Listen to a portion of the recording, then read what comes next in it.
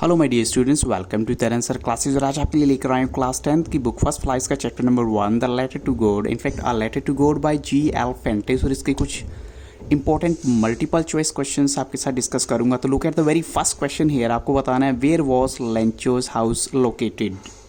So look at the options very carefully. So the first option is on the crest of a low hill, in the entire valley, in the field of ripe corn, or towards the northeast. और correct answer है on the crest of a low hill. Crest होता है top. अब चलते हैं question number 2। What was Lencho's wife preparing. Lencho की wife क्या तैयार कर रही थी। गुड हार्वेस्ट, सपर, क्लोथ्स और कॉफ़ी। और करेक्ट आंसर है यहाँ सपर। सपर का मतलब होता है last meal of the day. अब चलते हैं क्वेश्चन नंबर 3। आपको वेरी क्लोजली का सिमिलर वर्ड बताना है जो ऑप्शंस आपको गिवन है। तो ऑप्शंस है प्रॉमिसिंगली, एंटायर, इंटीमेटली और टूवर्ड्स। और करेक्ट आंसर है इंटीमेटली।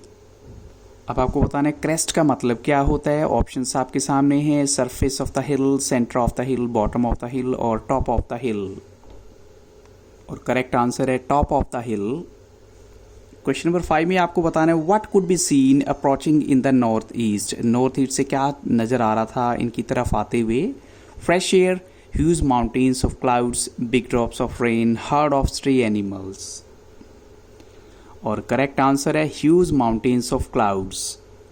क्वेश्चन नंबर 6 है why did Lencho go out. Lencho क्यों जो है बाहर गया था। तो ऑप्शन है to protect his ripe crops, to shoo away the stray animals, to irrigate his fields और to have the pleasure of feeling the rain on his body. और करेक्ट आंसर है to have the pleasure of feeling the rain on his body.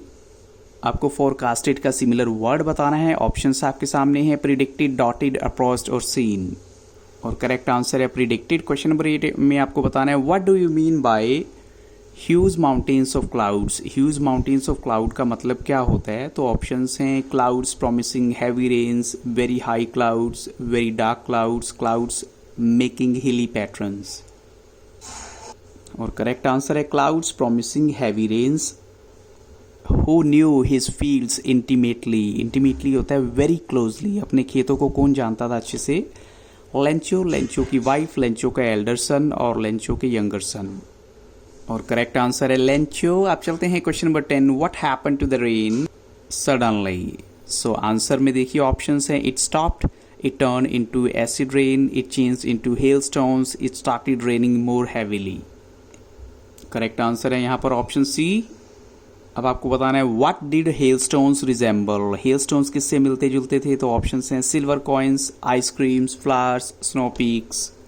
और correct answer है यहाँ पर option A. आपको contented word का similar word बताना है। ऑप्शंस में से रिगार्डेड, ड्रेप्ड, एक्सपोज्ड और satisfied.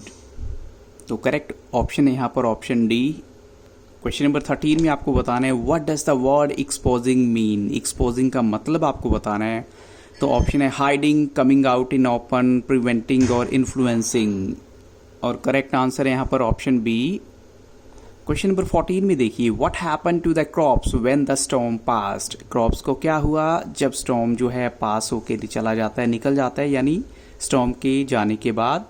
It blossomed, it remained as it was, it grew to produce more seeds and the corn was totally destroyed. और करेक्ट आंसर है यहाँ पर ऑप्शन डी। क्वेश्चन नंबर 15 में आपको बताना है what was the status of leaves after the storm. Leaves का क्या हुआ, उन पत्तों का क्या हुआ स्टॉर्म के जाने के बाद। तो ऑप्शन देखिए बच्चों। तो करेक्ट आंसर है they were detached from the trees. Question number 16 में आपको बताना है लेंचो की फीलिंग क्या थी at the destruction of crops.